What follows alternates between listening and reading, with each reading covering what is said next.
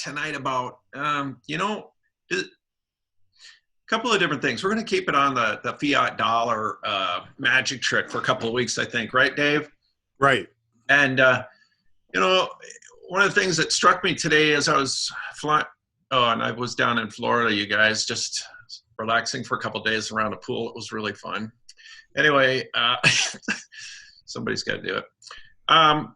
Inflation, deflation. Anybody know what that is? By the way, I can see most of the people here tonight. How about it? Anybody know what inflation, deflation is, or thinks they know what it is? I'm not getting any hands. That must mean Dave's up. Inflation, deflation. It's really interesting because how it ties in with IBC is pretty incredible. But unbeknownst to me, when I first was exposed to this, inflation, deflation, it was a concern for me. I was more of a gold bug at the time, and I'm like, the guy who shared this with me said, "You know what, Paul? This kind of covers both inflation and deflation." And I was like, "What? How do you mean?" And so I said, "You got to explain this to me because with the fiat dollar." And the way they create the fiat dollar, if you were here last week, if you weren't, we'll get back around to that concept. But basically, it's just kind of created out of thin air. And the more they create, the less valuable it is, right? So it takes more dollars to buy whatever it is that you want to buy. And then, over the last couple of months, we started, in some of the different areas of the economy, we started deflating. Having deflationary pressure, and that was kind of weird. And it's been going on more and more and more as we continue forward in time right now. So that it's not what the government wants. They'd rather have a slightly inflating economy. That kind of goes contrary to the way and I'm thinking we're going in a deflationary direction right now, at least in some areas. So, and deflation means that your dollar is more valuable, right? So if you're going to go buy a candy bar, like let's say 3 months ago, it may cost $1. But then if you wanted to buy that same candy bar today, maybe it costs 90 cents. Do you see what that means, deflation? And if things were still going forward in an inflationary period, and they are, but they aren't. It's kind of a weird situation we're in right now. That dollar candy bar might cost $1.10. And so you see this in many different areas that, in the economy right now. And so how does IBC fit into that inflationary, deflationary situation? And so IBC, Dave, do you want to pick it up from here, or you want me to keep talking? You keep drinking going, Paul. beer. Okay. Keep going. You just break out another one, man. Gosh, that's great. I'm gonna get into inflation and rate of return when you're done, real quickly. Okay, perfect. Okay, yeah. Dave's a dadgum genius when it comes to this stuff. Not really. That's why I try to buckle up to him and just ride him like Zorro a lot of the time. This guy knows what he's doing when it comes to this stuff. So inflation, deflation. So with IBC, you've got cash value building up over time. And the thing is, in the system that is set up now, that we always store our money in some place to invest it, a stock, a mutual fund, a 401k, an IRA, any of those things, right? Our money gets locked up. We're hoping for the best, and we really don't know what it looks like tomorrow or 30 years down the road, right? But our money's locked up. And if we want to finance our life, for example, we got to go borrow money from some other entity, a bank or whatever, a friend, a parent. So if we could use the cash value within the IBC system, and in two places, which is how it really works, and we'll get into that in a future conversation, your money stays in the IBC system, building uninterrupted interest and dividends on its principal going forward in time until the day you die. And you can utilize the cash value in there and go buy that candy bar today. Before, if we were as in an inflationary picture, it would be better to buy that candy bar today than tomorrow. Agreed? Because in an inflationary scenario, that candy bar is going to be more expensive tomorrow, or the dollar is going to have less buying power tomorrow. That's how inflation works. So the infinite banking system gives you the ability to buy today instead of having to wait tomorrow, where the buying power is less. And in a deflationary period, it's still an awesome store of value, because you can buy that same candy bar. You don't have to buy it today. You don't have to buy it tomorrow. Your money is still working for you, and you can buy it later on. It's no big deal. So IBC gives you the ability to buy whenever you want. Last week I called it alligator money, and it's just sitting there waiting to take advantage of, as at any point in your life, which is kind of a really cool position to be in. And it's so unlike what we typically are in. Most of the time we have to just go borrow money when we want it. And that's costing us money when we're paying somebody else interest. And that doesn't happen with IBC. So Dave, take it away, buddy. Okay. I want to talk a little bit about, you got to talk about interest rates and financing. And we always, Nelson's book was called, Become Your Own Banker. And what I want to talk about is some real basic stuff on how banks work. Some of us are old enough to remember the 1980s. Does anybody remember what the prime rate was in about 1984? Anybody? Was anybody alive in 1984? I was, but so are you, but I think you and I are the only guys. Okay, so in the mid 80s, we had runaway inflation after the 70s. Because of that, the prime rate, which is the rate that the Treasury charges banks, got up to, for a very short period, over 10%. CDs were paying 10.5%. It was so crazy that people were actually taking early outs of retirement and saying, I can live on this. I'll just get a CD, cash out my insurance, and live on this because it's going to last forever, right? Right. That's what everybody thinks.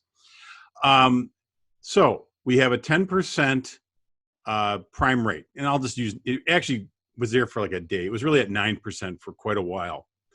Does anybody know what the mortgage rates were while the prime rate was 9%? A lot higher. 14. A lot higher. 15%. That was the annual rate. Yep. Good. Lucy, good. You're good. So just to show how banks make money, you as a depositor in a bank I'm going to use $100. Yeah. Okay. Lucy goes, I'm a mortgage banker and a libertarian. She lives for this stuff. Anyway, basically, when you deposit money in the bank is a savings account. The bank is basically renting your money. They're going to pay you a percentage rate to rent your money. Let's just say it's 9%. Paul comes into the bank and he wants a loan. And what are they going to do? They're going to lend Lucy's money to Paul at 15%. And where do they make their money? They make it on the spread. Okay. So here's where we get into some really crazy rates of returns. Okay. Basically, the bank isn't using their own money. They're using Lucy's money, and they're lending it to Paul, and they're collecting the difference. So if you aren't using your own money, so what would you think that their rate of return is? If they're taking it in at 9%, lending it out at 15%, what is their rate of return? Anybody? I'm sorry to do math. Lucy, at 7 o'clock. Lucy, come on, answer. Would you say 6%? Who says 6%? Yeah, 500%. She said. Okay. A lot of times when you're looking at what we've been taught, and what we've been taught incorrectly, is when you're looking at rates of return, you're like, oh, well, I'm borrowing at 9 or I'm getting 9 and they're borrowing it out at 15. That's a 6% rate of return. It's not. The bank is actually making 66.67% rate of return markup on the money. Because if you look at what they're paying 9% and then they're receiving 6% in return, that's 66.67% of 9%. They're not making 6%, they're making 66%. If I could buy a widget at $9 and sell it at $15, would I do that? All day long. Because that's a great margin. Okay, so let's go. That's how banks made money in the 80s. Let's go to the 90s. We have the S&L crisis. Basically, inflation starts to come down, and all of a sudden, the prime rate falls to 3%. Oh my. Okay, so now that's back to more historical norms. So as a depositor or as a person who's looking to deposit money and take income on the interest, now you're only getting 3%. All those people who took the early outs for retirement are going back to work, putting on their blue vests and going back to Walmart at age 65. Okay, so but what's the amazing thing that happened then when the rates went down to 3%? What did mortgage rates go down to? And I'm not going to ask anybody, I'll just tell you. They went down to 9%. They kept that 6% spread all the way down. Now, I'm going to do some mind-blowing math here. What is the rate of return between 3% and 9%? It's still the 6 percentage points that they had for all those years. But what is the rate of return? It's 300%. Everybody's mystified, Dave. You got to let them in on this. I know. Anyway, because if you look at it, they're renting the money at 3%, and you go 3%, 6%, 9%. That's a 300% return on your money. That's how banks make money, and they don't use their own money. Now, Paul, I'm going to swing it all the way around. So if you look at it, when you think, oh, how does a bank make money when they're paying me 1% and mortgage rates are 3.5%? They're not.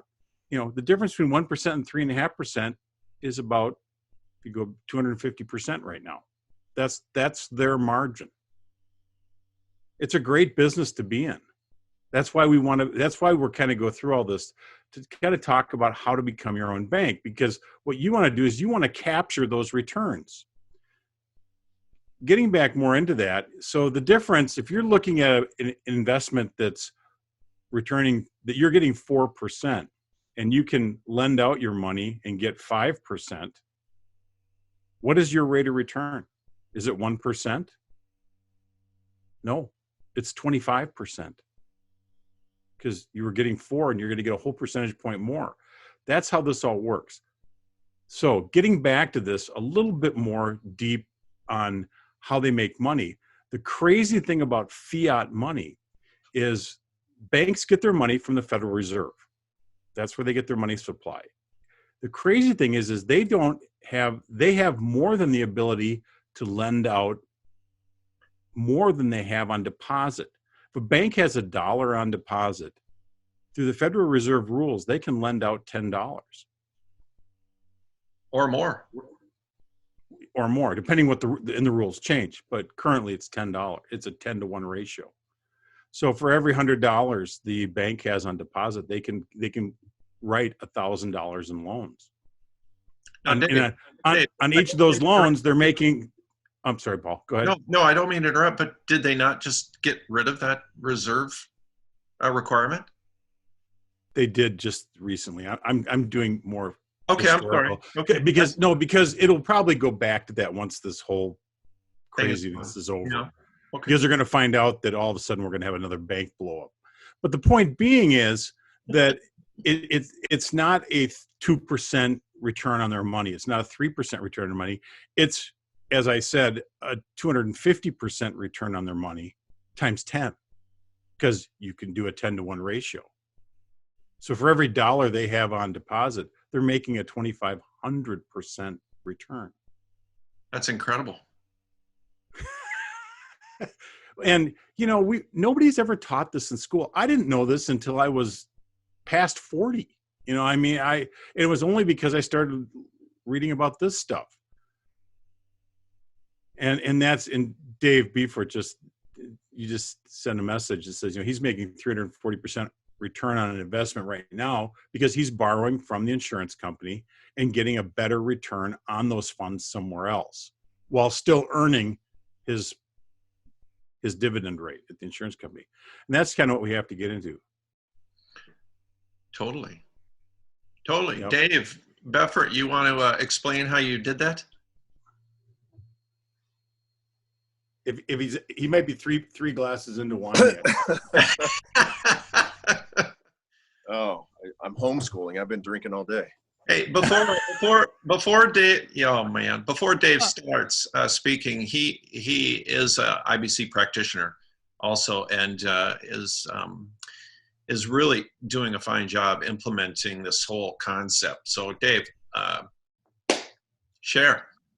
Well, and I didn't even understand that. I've been doing IBC for 10 years, and I didn't understand the rate of return, the power of that until the last year, honestly.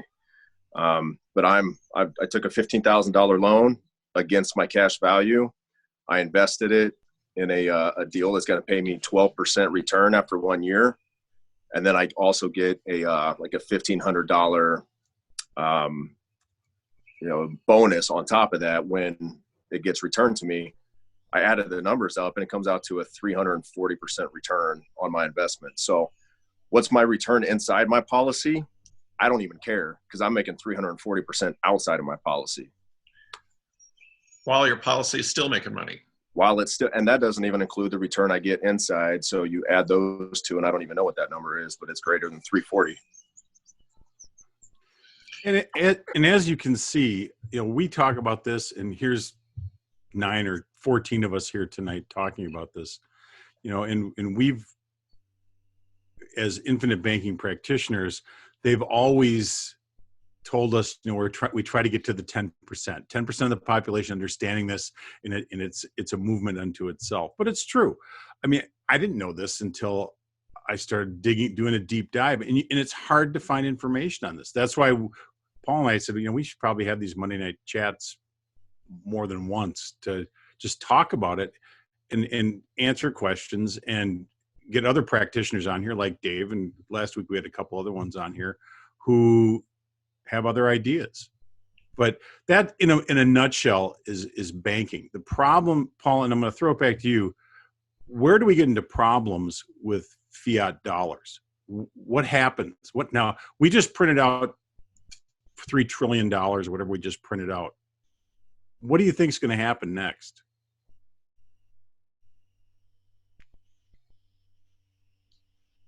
Anybody? It's you, Paul.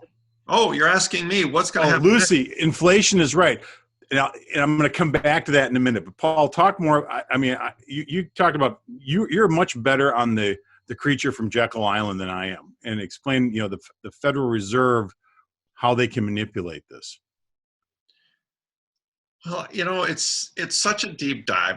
It's hard to even pick a starting point with the way the whole monetary system works. But inflation is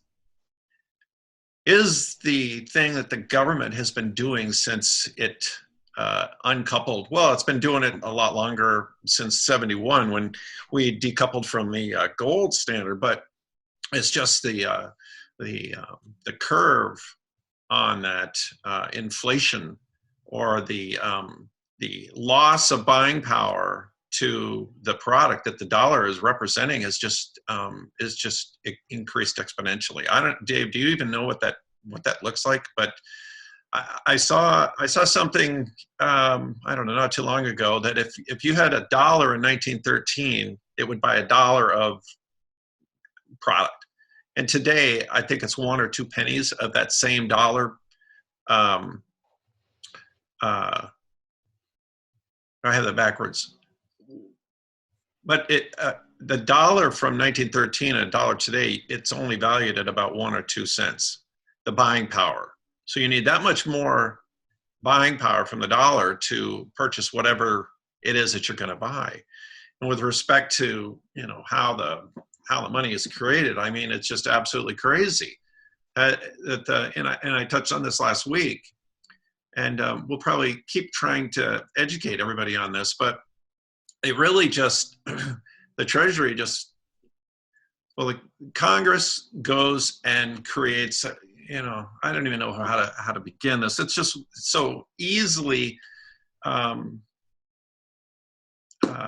it's so easy to get over your head on this concept, but ultimately the Fed, which is not a part of the government, is just a company by itself, just can create the money, and then they give it to the Treasury, and they charge the Treasury an interest rate. And so that's where this whole fiat dollar just kind of goes wacky, because the Treasury, if it were to pay back all of the money that the Fed ever printed, there wouldn't be any money in circulation, okay, for one thing. But they don't do that, and they're trying to pay down the interest rate as they go forward in time, but that's impossible because they need more.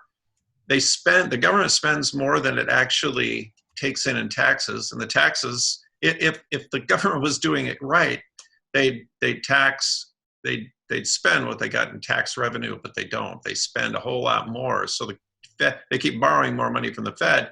The Fed keeps printing it, and then our interest that we owe the Fed keeps increasing. So they need to borrow more money from the Fed just to pay the interest. You see how this circular reasoning thing goes on? It's just crazy. And then you get into the fractional reserve banking part of this whole thing, and it just goes, I mean, that's a whole nother way to create this money. And we were talking about derivatives last week, right, Dave?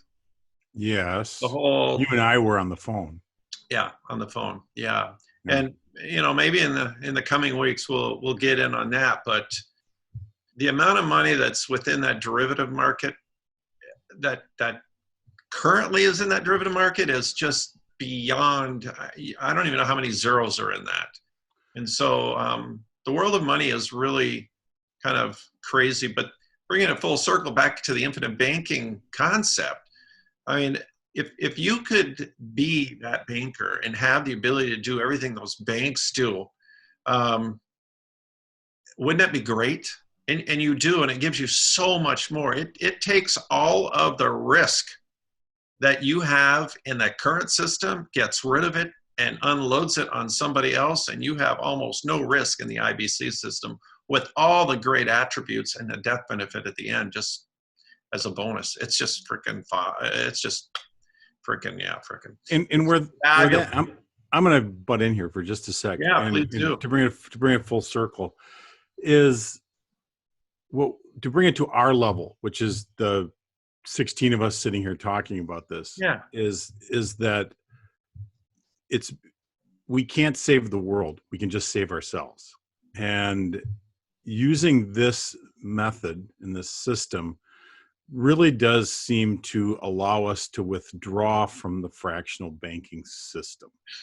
Yeah. We're still using dollars. We're still conducting business in the real world, but we're not using the current fractional reserve banking system to finance that. We're using ourselves. I mean, it comes back to what I was talking about, rates of return.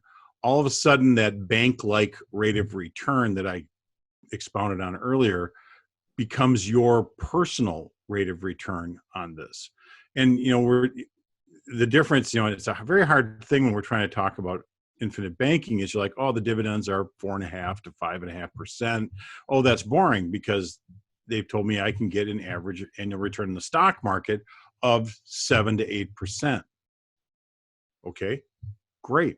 I'm glad you can. That's great. And if you could take your money that's earning 5% and put it in the stock market and earn 8%, what's your rate of return? It's not 8%, is it? Your rate of return in the stock market is about 65%. You just use the infinite banking as the starting point. That's where your money sits. It sits and earns interest while you're going to do other things with it. As we go on down the road the next couple of weeks, I don't want to get really too deep in this night. I don't want to, how are we doing on time? We're at 30 minutes here. So but we'll get into this a little bit more on like how do you use it to finance your home? How do you use it to finance other things in your life? And what you'll find is when you're earning your 4.5 to 5.5% dividend rate in your IVC policies, you can do other things with it where all of a sudden you're making money, even though you're basically replacing loans with other ways to make money. It works out better. Don't want to get too deep into it tonight, but it's other topics for other nights. On the big picture end of it, though, is we're not trying to be crazy libertarians, which we tend to be sometimes, and talk about crazy conspiracy theories. But this is something that we're all sitting here tonight talking about it, and those who I talk to a lot probably get tired of me blabbing about this all the time in person too. But the point of it is it is real. It's not something that's made up. It's something, though, that is basically taking, like Paul said, the risk away from us.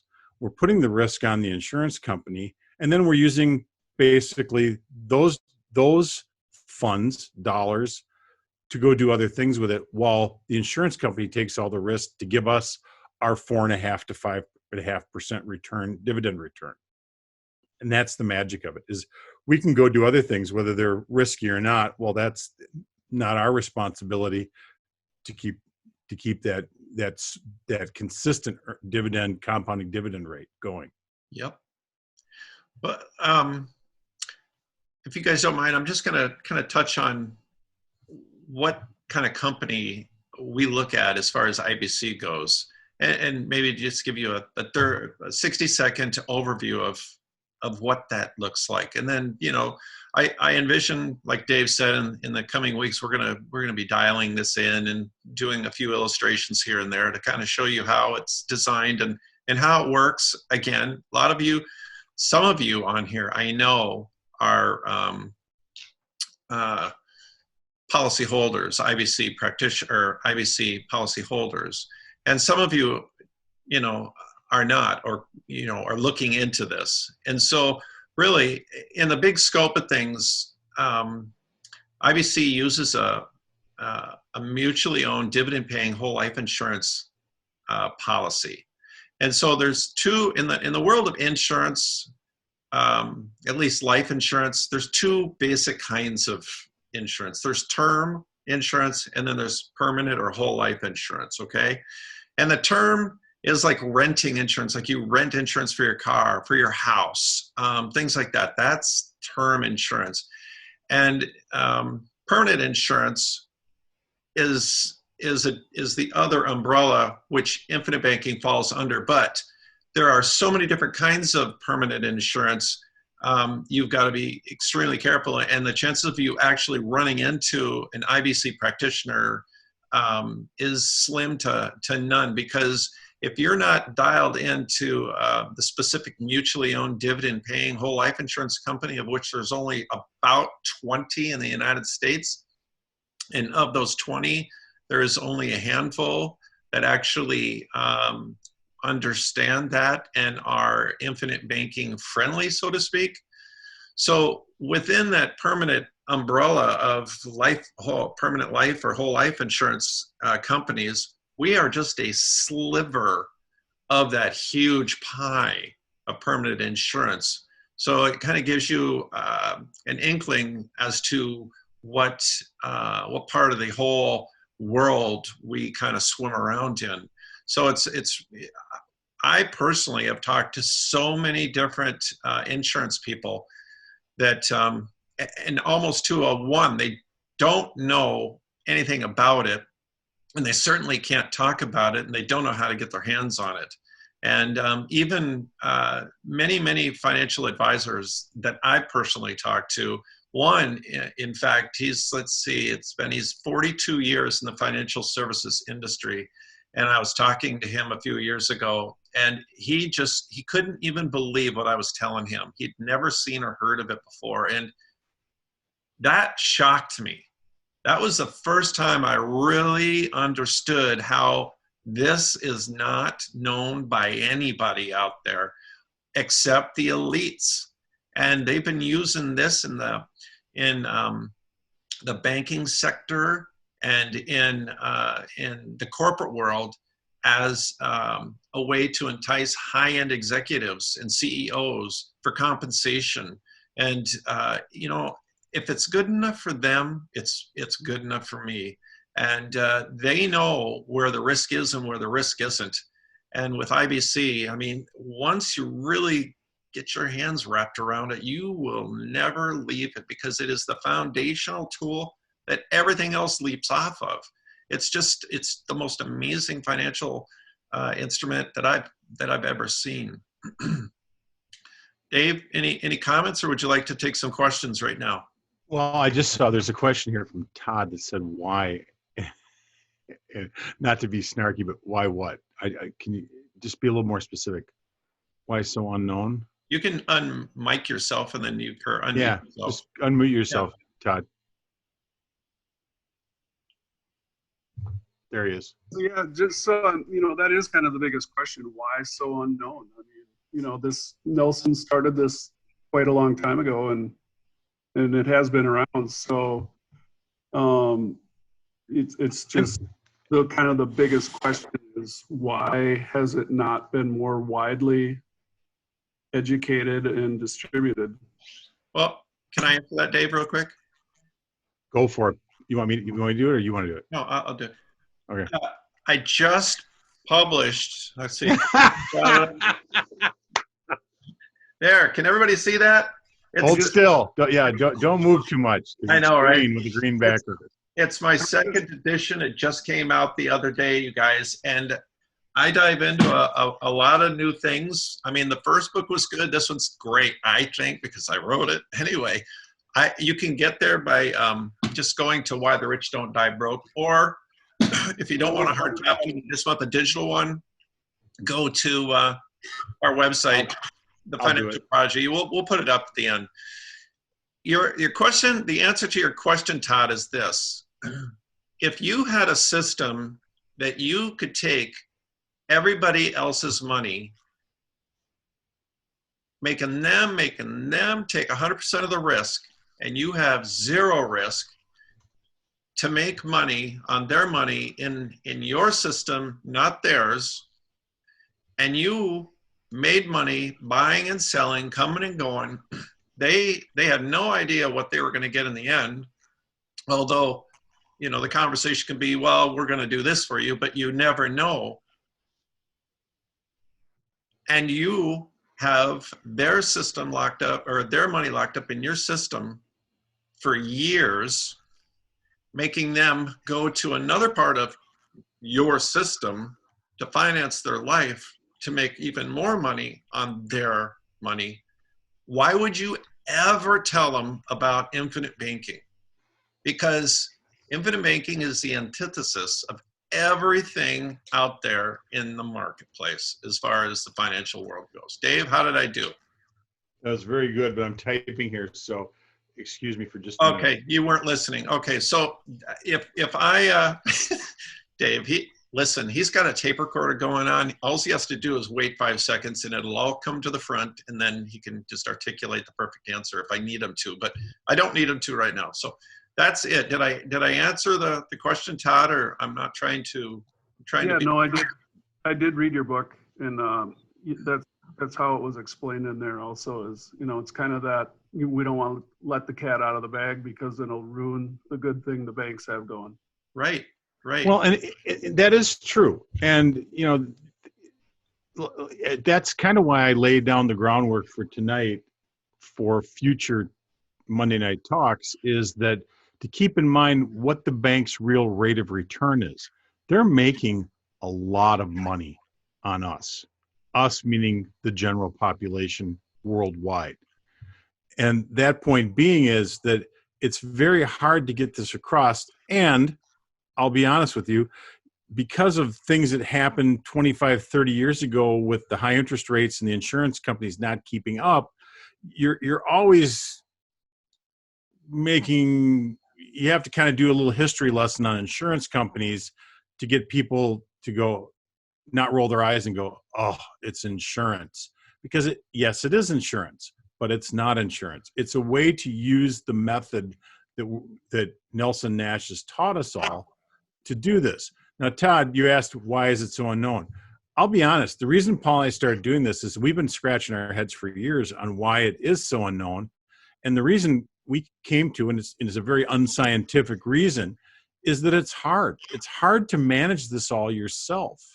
You get a policy, you get an SDLIC, an infinite banking policy, and now you want to do stuff with it. Well, unless you're on the phone with your infinite banking practitioner, or you're having them do models for you or something like that, it's hard to figure it out when you've only going by Nelson Nash's 90-page book. Make sense?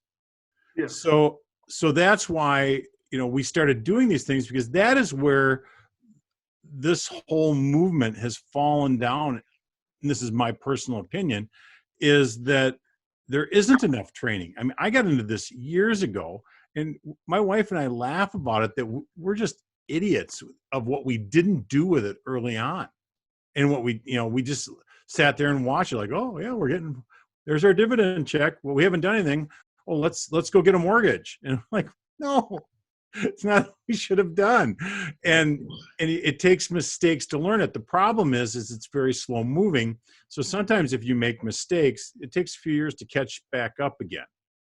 And our whole idea of doing this, and this is where Paul and I really started talking about this, and where we started our company and started doing these things, is to be there after the fact, to have these, whereas we educate all of you as time goes on. We start having these Monday night meetings that grow and grow and grow.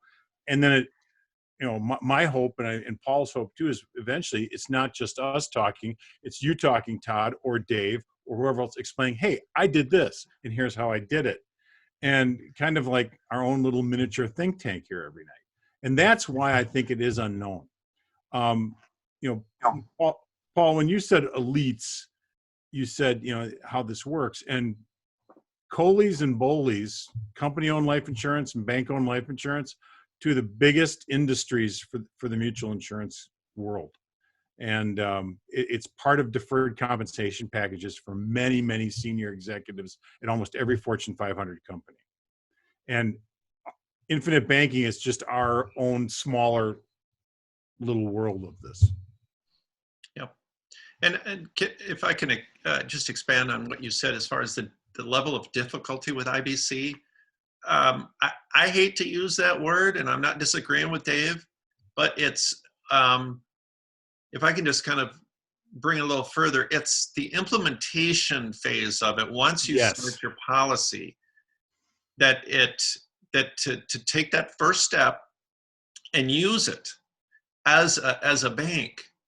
Not that the process is difficult to understand, but it's the actual implementation and using it to start financing your life and secede from the crappy system that's out there that's just eating away at every penny that you ever make. You're putting that money is going into a system that you have no idea what looks like. And most people wait 20, 30, 40, 50 years to see what happens in the end. When with IBC, I mean, it's right there in black and white. How about that, Dave? That's good. I totally agree. And I didn't mean to say like it's hard, like, oh my gosh, we can't do this, but it's just like, you're right. The implementation process is daunting. And because you're kind of stepping off this cliff into the great unknown of, okay, I did this, I got an infinite banking policy. Now what do I do? Yeah. So. Joanna Hill, lay those questions on us. That's smiling girl. Todd covered it when it was kind of like, why is this unknown? But when you say elite, can you like dive into a little bit more of like, I guess I feel like I kind of missed that. Like it's part of their package kind of thing with the Fortune 500. I'm curious about that. I didn't understand what you're asking.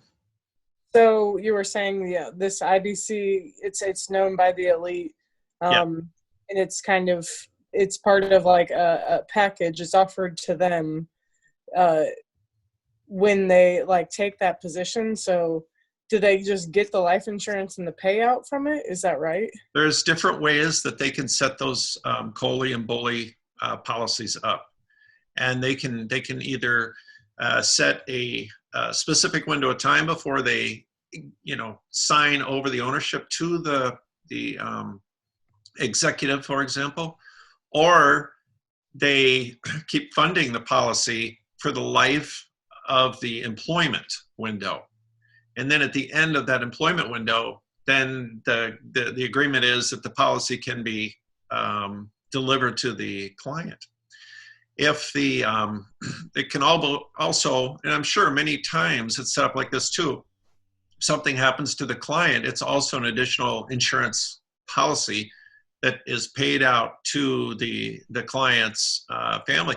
But in some cases I've read, in the early days, the companies would just buy policies on their employees. I think Walmart was a big purchaser of these kinds of policies on their employees, and they just keep loading up the policies with cash value, and then they would never, the employee in some instances would never even know that the insurance was in existence. I mean, or really understand what they had, because they have to sign off on it, but they really don't understand. So there's different applications as corporate world can run these, but small companies can use this too within their employees. Employee structure, small business can use this. It's a great tool for them. Fantastic. I guess my other question was, do you have any good resources for like visual on this? Like an actual, something you can look at? I know like the numbers and the policy, of course, that you give, but I'm a pretty visual person. Is there any like pictures of, is there any visuals? That's maybe not a good question, but. Hey, Joanna, I'll whip something up for next week. It's in Paul's book too. Yeah, and I read the book too. Okay, and if you haven't read the second edition, I just uploaded it to the chat window. So if you guys open your chat windows, it's sitting there. It's a 14 megabyte download, and you can download it and read it. So you don't even have to click through to the landing page, which will ask you. It makes things so easy. Did you come up with that yourself, Paul? What's that? Like the visuals that you have in your book? Or where did you where else do you think they came up from? Of course. You're pretty bright, I know. Thanks, Joanna. Killing me. My wife takes credit for the title, though. Yes. Yeah. And we were brainstorming one day, and like, what are we going to call this thing? and Joanna, I'll come up with some good graphics, and I may even let Dave, before your little graphic on Facebook was fabulous that you did a few weeks ago. You did a little quick video on how this all works. He did an excellent video. And so, Joanna, if you're not friends with Dave, friend him on Facebook. Go back through his stuff, and you'll see it. Awesome. Thank you.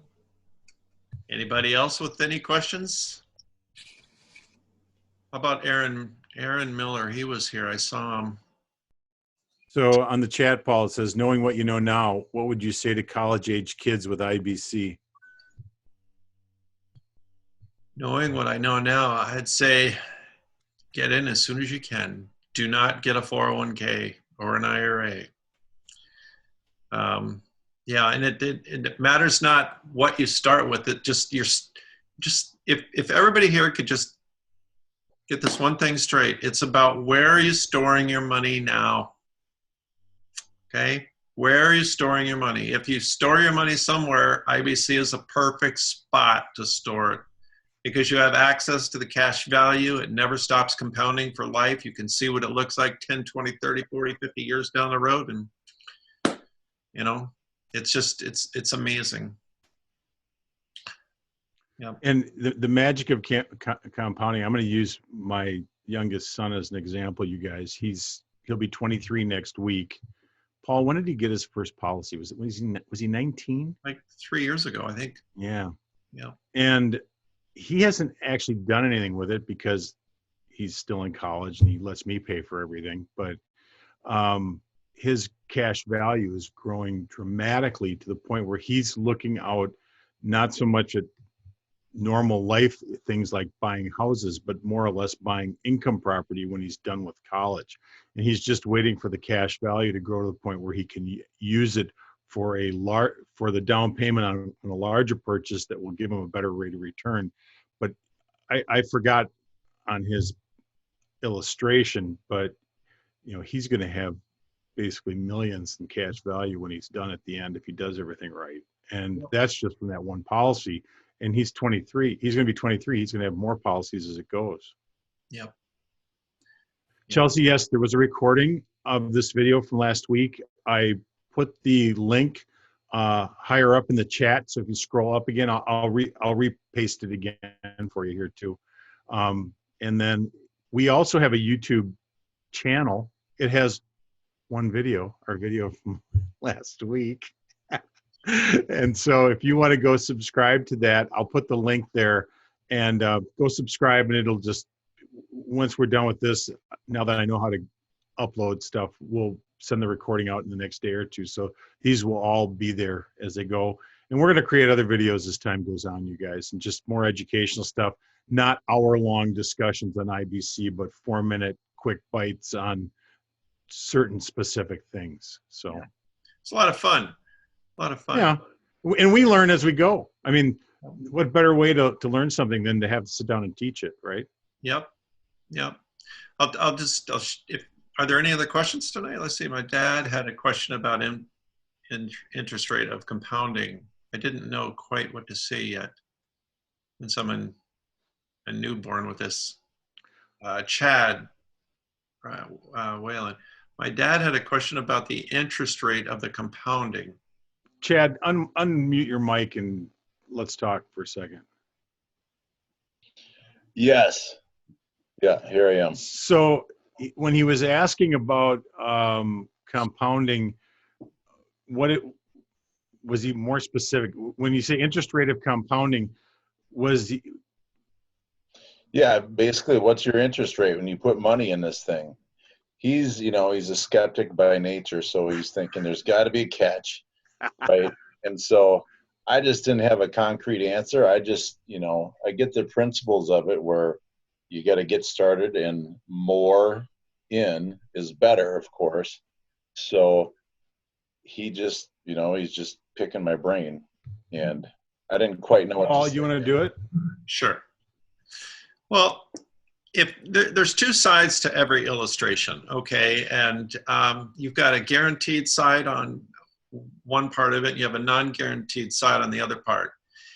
If you look on the guaranteed side, that's where you're building your cash value without the dividend piece of this equation, because the company, any mutual company, any company is not going to guarantee that it's going to pay out a dividend, right? Right. So you can look in black and white on one side of the illustration, and on the other side of the illustration, you're going to see the non-guaranteed and non-guaranteed side. The non-guaranteed side carries the dividend. So it's roughly, and I talk about this in the book, it roughly floats, the whole dividend interest compounding typically floats 4 or 5 basis points above the prime, okay? And so currently the prime's right around 0, right?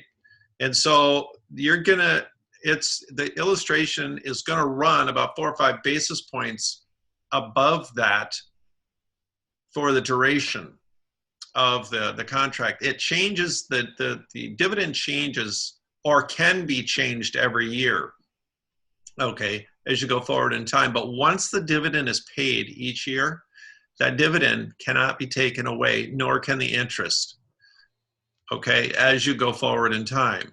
And every penny that is deposited into the system is going to earn interest and dividends going forward in time. And so even the principal is going to compound on top of itself along with the interest and dividend going forward in time. So the yield curve with this, as far as I know, outside of a bond, which I think has 0 or close to it, and pretty soon negative interest rates, which I really want to talk about here. We'll talk maybe next week about it. is that, when you have something that projects a yield curve that never inverts, I mean, it's priceless, and that's exactly what IBC does. So, Dave, you mentioned earlier, or let's see, Beffert mentioned earlier, he didn't care what was building on the inside, although it does matter. I mean, he has a building on the inside of the IBC policy, but he's borrowing against his cash value and using it outside, making an incredible return on his money in two different places. And if you're like your dad, for example, was saying, well, what's the interest rate, or what's the rate of return on that? Well, it's kind of like, you can see it in black and white, but beyond that, if you have your money in any other kind of system out there, it's locked up. And if you want access to it, you've got to take it out of that system, or you have to go borrow money from another part of that system and pay somebody else interest. So, it might behoove your dad, if he's interested in IBC, to sit down and have that conversation with us. Okay? Yeah, I would love that. Yeah. And Ready though. We got to talk last week, right? So yeah, just you kind of set it up. We'll go from there. Anyway, who else? Let's see. I think Lucy had a question. Dave, you want to answer that? Question about inflation IBC. Be a little more specific, Lucy. How IBC keeps up with inflation? Is that what you're asking? Yeah, what I'm trying to figure out is there a way that we can protect against inflation? Because we're obviously coming up against hyperinflationary situation with our dollars. And of course, with BRIC and the loss of us as the petrodollar, it's going to be devastating. So because the IBC we're saving in US dollars, do we run the same risk of the loss of value of our money? I don't know if I can figure out a better way to say that. Yeah, that was one of the downfalls of the insurance industry in the 80s when interest rates skyrocketed. They were late to the game on adjusting their investments to do that, and basically the rates didn't keep up, and that's how we got all those other funky insurance products like variable universal life and some other things. That's a good question, and I don't have the perfect answer for that. I think that insurance companies, as general, are very conservative investors. Your dividend rate is never going to be a high rate. It's never going to beat the market, and I'm using that in air quotes. But they do invest in income-producing assets that do keep up with inflation, although a lagging indicator. So when there is hyperinflation, which we're talking about there, I don't know how you keep up with that, honestly, other than keeping it in the investments that are keeping pace with the market, and it's always a lagging indicator. Can you list an investment that keeps up with the market, and what is the market? I mean, there's no answer to that. So my answer to you, Lucy, would be this: the moment you start an IBC policy, the first question, and people have asked me this question before, the first thing that comes out of my mouth is, when are you going to die? Okay, that the answer to that is, I don't know. So if you died the moment the ink was dry on the contract and you'd paid your first premium and you died, well, the inflation factor is not an issue at all, right? I mean, it's out the window. So there you go on that. The second point is, as you go forward in time, the uninterrupted piece of this compounding as you go forward in time has a yield curve that is exponential. It just keeps going. It's a little bit slow in the beginning, but you got to think long term, like a tree growing. And Nelson, it would be the first to tell you this. He go, you got to think long term with infinite banking. The cool part is you have incredible short term qualities that no other financial tool or product has at all, because when you put your money into this system, you can use it at least 2 places at once, no matter what, at any given time.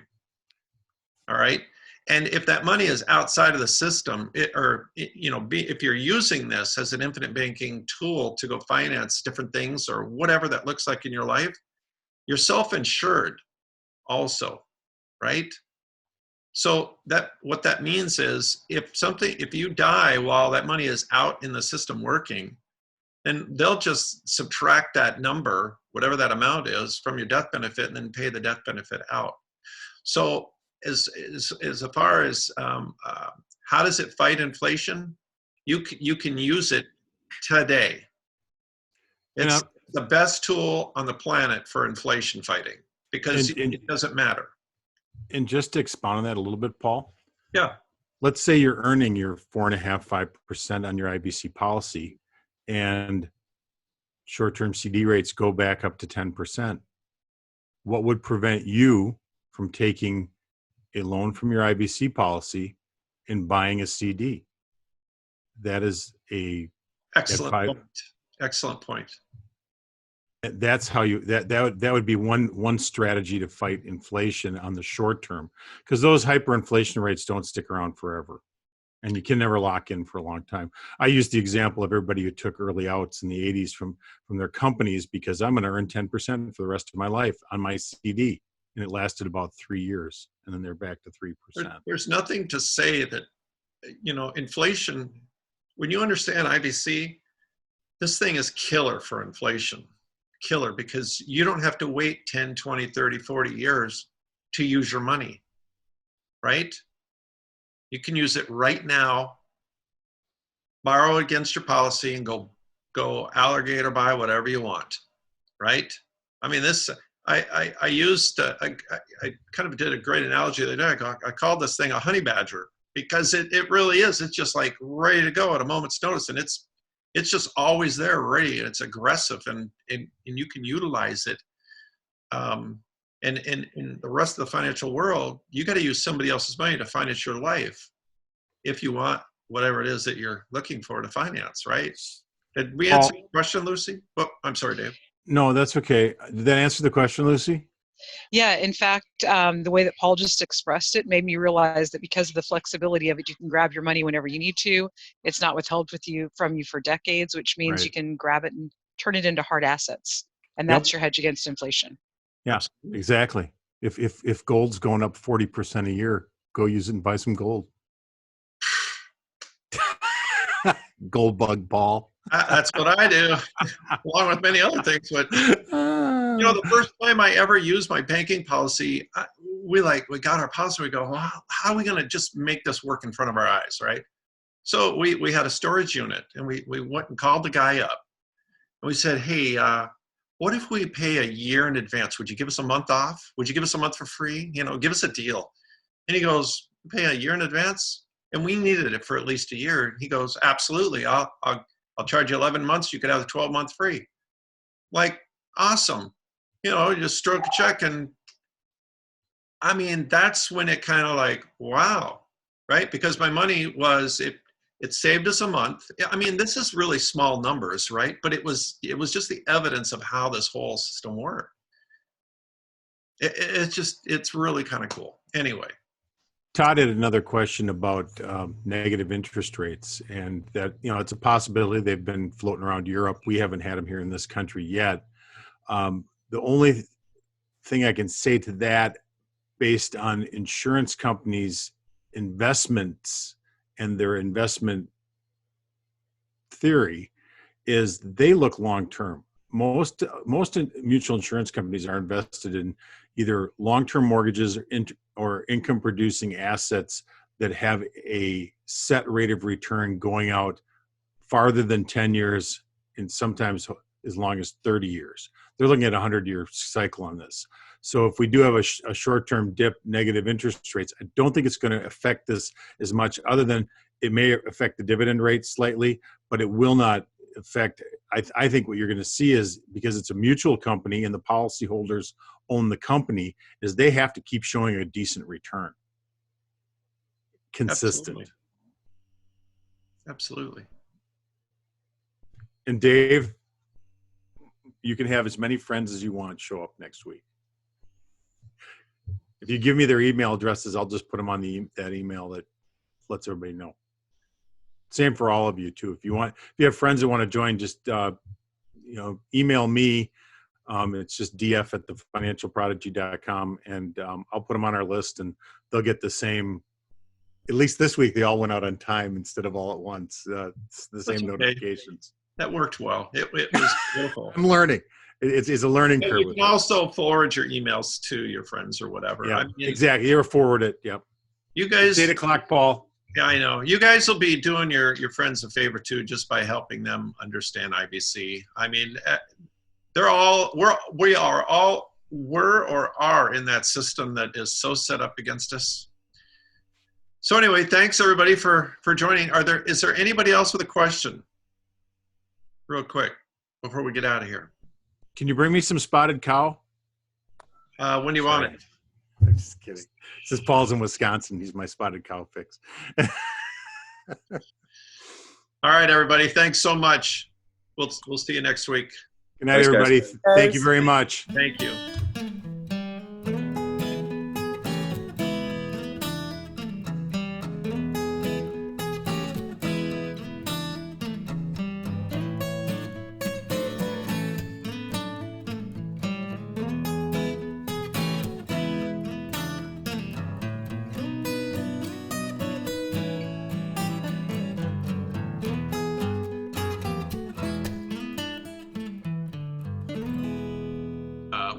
Hey, Paul. Yes, sir. Pull your screen down a little bit because you're in the bottom third of your screen. Hey, how's that? Even a little bit more. Really? Okay. Yeah. How's that? All right. Oh, that's better. Oh, way better. Okay. Hey, Joanna, can you see up my nose this time? No, it's perfect. I'm glad he recommended it. It's perfect angle, especially in the Northern Lights. I wish I could do that on mine. Joanna, listen, you're going to be on this. You're going to have to be Michelle in this deal and kind of help, I can ask you some really good questions. That's probably that's good. You're just going to ask me some, but you can't ask them yet. You got to wait. We're going to make you wait. We'll do. Good? Dave, what do you think? We're going to talk a little bit